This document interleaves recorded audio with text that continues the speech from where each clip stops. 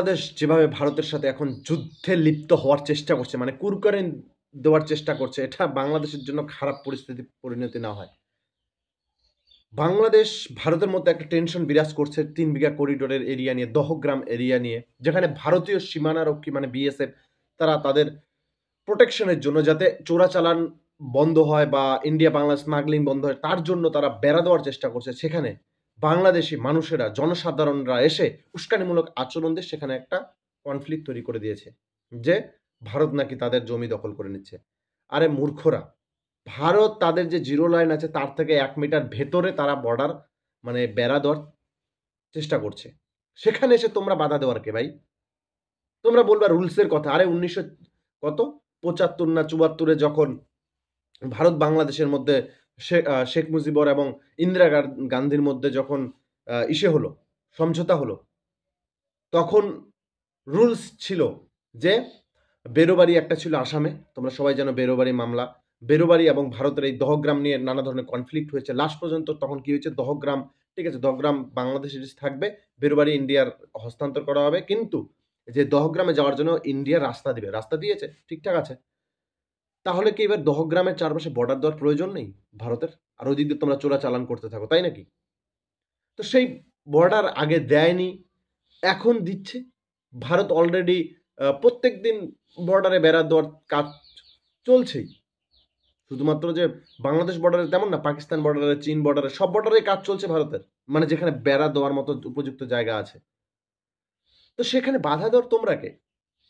তোমরা যে বলছো বর্ডারের পাশ মানে বর্ডারের সামনে কোনো রুলস নেই। আরে ২০১৭ সালে তোমাদের দেশেরই যে প্রাইম মিনিস্টার ছিল, প্রধানমন্ত্রী, সেই তো সাইন করেছে যে দহগ্রাম যে এরিয়াটা রয়েছে ৩ বিঘা করিডোর, ওই এরিয়াটার জন্য জিরো লাইনে বেড়া দেওয়া যাবে, কারণ সেখানে জায়গা নেই। যেখানে জিরো লাইন থেকে ভেতরে ১৫০ গজ ভেতরে বড় দেবে, সেটা ভারতের অতটা জায়গা নেই ওই এরিয়াতে, কারণ ভারতের যে মেন হাই রোড রয়েছে সেটা একদম বর্ডারের পাশ ঘেঁষে, এবং তোমরা ভেতরে ঢুকে রয়েছে ভারতের। তোমরা কিন্তু ভারতের বাইরে না, তোমরা ভারতের ভিতরে ঢুকে রয়েছো। ৩ বিঘা করিডোর, এই যে আমি ছবিটা দিচ্ছি এখানে দেখো, রাস্তাটা যে গেছে, এই রাস্তাটা ব্লক করে দিলে তোমাদের পুরো ৩ বিঘা যে দহগ্রাম এরিয়াটা রয়েছে পুরোটাই ভারতের আন্ডারে চলে যাবে। তুমি ভারতের পেটের ভেতরে ঢুকে রয়েছো, তারপরেও এত ভাষণ। ভারত যদি ইচ্ছা করে যে আজকের পর থেকে এখানে কোনো বাংলাদেশি গাড়ি ঘোড়া যাওয়া আসা করা একদম বন্ধ, পুরোটাই আমরা ক্যাপচার করে নিলাম, তাহলে বেড়া দেওয়ারও কোনো প্রয়োজন নেই, পুরো দহগ্রাম ইন্ডিয়ার হয়ে গেল। তখন কি করবে? কিছু করার ক্ষমতা নেই। ইন্ডিয়া যদি না দেয় ইন্ডিয়ার ল্যান্ড, অনেক তো সমঝোতা হয়, অনেক তো আইন কানুন হয়, ভেঙে দিল আইন। তোমরা শেখ মুজিবরের মূর্তি ভেঙে দিয়েছো, এখন যদি ভারত বলে শেখ মুজিবরের মূর্তি তোমরা ভেঙে দিতে পারো, সে ভারত যদি বলে আমি আইন মানি না, তোমাদের ওখানে কিছু করার নাই না। এখন আবার তো তোমাদের সেই শেখ মুজিবরের মানে মনে করতে হবে তার কথা, যে হ্যাঁ তিনি আইন করে দিয়েছিল, তার আইনটা তোমরা তো তাকে মানোই না। তো ভারত এখন তার বেশি সুবিধা সমঝোতা ভাঙে ফেলা, তাই না? তো এটাই কথা, তোমরা যে ভারতের সাথে দহগ্রাম নিয়ে চিল্লাচিল্লি করছো, আগে একটু রুলসটা দেখো। হ্যাঁ, ভারত বাংলাদেশ বর্ডারে ১৫০ মিটারের ভেতরে বর্ডার বেড়া দেওয়া যায় না, এটা আইন আছে পুরো বাংলাদেশ জুড়ে, কিন্তু কিছু কিছু ইন্ডিভিজুয়াল জায়গা রয়েছে সেখানে ভারত চাইলে জিরো লাইনের উপর দিয়ে বেড়া দিতে পারে, এবং বাংলাদেশও চাইলে বেড়া দিতে পারে। শুধুমাত্র ভারত না, দুই দেশের মধ্যে সমঝোতা রয়েছে। কেন পরে বিডিআর এবং বিএসএফ যখন ফ্ল্যাগ মিটিং করলো, তারপরে তো ভারত পুরো বেড়াটা নির্মাণ করলোই। সমস্যা কোথায়? আর বাংলাদেশের লোক, আমি দেখলাম ফটো ভিডিওতে, কেউ একজন কাচি দাও নিয়ে লুঙ্গি নিয়ে এসে ওই বাংকারে, আরে ভাই এখানে যুদ্ধ লাগছে? বাংলাদেশের বিজিবিদের উদ্দেশ্যে আমি বলছি, এখানে কি যুদ্ধ লাগছে? তোমরা বাংকার তৈরি করেছো, যে তাক করে আছো একদম বন্দুক নিয়ে। ভারত তো কোনো বাংকার ফাঙ্কার তৈরি করে নেই সেরকম।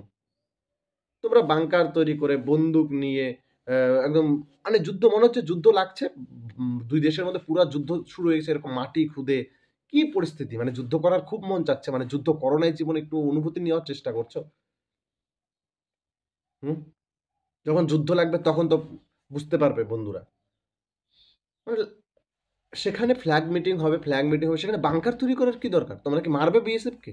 বিএসএফ বিএসএফ রিপ্লাই করবে না? তুমি জানো ভারতের যে কোনো বর্ডারে যখন টেনশন হয় সেখানে শুধু বিএসএফ থাকে না, বিএসএফ ফার্স্ট, বিএসএফ কে পিছনে টানবে রে বাপ, বিএসএফ ওখানে থাকবে না। বিএসএফ শুধুমাত্র গার্ড করার জন্য, ওদের কাছে হ্যাভি বন্দুক নেই, হেভি গান মেশিনও নেই, ওরা তোমাদের কিচ্ছু না। যখনই তুমি বিএসএফ সাথে কখনো একটা বন্দুক চালাবা বা একটু যুদ্ধের কনফ্লিক্টস হবে, ভারতের ভেতরে যে রয়েছে মেইন আর্মি, ইন্ডিয়ান আর্মি, বেশি দূর নাই, তোমাদের দহগ্রাম থেকে মাত্র 20-30 কিলোমিটার দূরেই রয়েছে বিন্নাগুড়ি নামে একটা এরিয়া, ঠিক আছে? কমসে কম 10 থেকে 15 হাজার আর্মি মোতায়েন রয়েছে। এরকম ভারতের পুরো 50 কিলোমিটার এরকম এক একটা করে বড় ক্যাম্প রয়েছে, যেখানে 10,000, 5,000, 7,000 করে আর্মি মানে বর্ডারের পাশে রয়েছে, যাতে কখনো যদি বর্ডারে টেনশন হয় তারা দ্রুত গতিতে ট্যাঙ্কার থেকে শুরু করে সমস্ত ধরনের মেশিন গান নিয়ে হাজির হয়ে যেতে পারে। তাহলে বিএসএফ তো ফার্স্ট, ওরা কিছুই করবে না। তখন তোমরা কি করবে যদি আর্মি ইনভলভ হয়ে যায়? সিআরপিএফ চলে আসবে। দেখো না মণিপুরের বর্ডার টেনশনে যখন হলো, সিআরপিএফ গিয়ে সামলাচ্ছে, দেখছো? সিআরপিএফের যে মেশিন গান, অ্যান্টি ড্রোন সমস্ত কিছু নিয়ে। তো সেই রকমই ভারতের বিএসএফ হলো ফার্স্ট গার্ড। তারা কিচ্ছু, তারা তাদের একটা গুলি চালালে তারা ইনফর্ম করে, তারা যখন যত আর্মি আসার সাথে তারা পালাবে। তখন কি করবে? পুরো দহগ্রাম যদি ক্যাপচার করে নেয় ইন্ডিয়া, কিছু করার ক্ষমতা নেই তোমাদের, কারণ ওই ভারতের ওই 3 বিঘা করিডোরের উপর দিয়ে যেতে হবে, যেটা ভারতের আন্ডারে রয়েছে। ভারত চাইলেই ওটা এমনিতেই নাকি 6টা 8টা কিছু রুলস করে মাঝে মধ্যে, আরো কিছু করতে পারে, কিচ্ছু করার নেই বন্ধুরা, মাথায় রাখো। বেশি বাড়াবাড়ি করো না, একদম পুরো রাস্তা বন্ধ করে দেয়, পুরো দহগ্রাম ইন্ডিয়ার ভিতরে হয়ে যাবে। তখন আর বেড়া দেওয়ার প্রয়োজন নেই, তখন জাস্ট ওই 10 মিটারের একটা যে ফারাক রয়েছে, ওই এই রাস্তাটা, ওইটুকু বেড়া দিলেই শেষ। তোমরা আগে রুলস দেখো, বাংলাদেশের উদ্দেশ্যে বলছি, জনগণের উদ্দেশ্যে, তোমরা আগে রুলস দেখো, আইন দেখো, কোথায় কে সিগনেচার করেছে, তোমাদের দেশেরই কেউ না কেউ করেছে, সেসব দেখে তারপরে কথা বলতে আসো।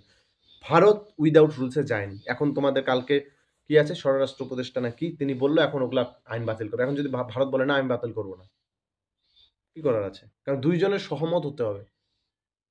বিয়ে তো করে, বিয়ের আগে রেজিস্ট্রি করার জন্য যেমন দুজনের সহমত চাই, বিয়ের পর ডিভোর্সের জন্য দুজন সহমত হয়, না হলে রেজিস্ট্রি হয়, কেস ঝুলে থাকে, সে থাকবে, কেস ঝুলে থাকবে। আর ভারত ভারতের মতো বেড়া দিতেই থাকবে।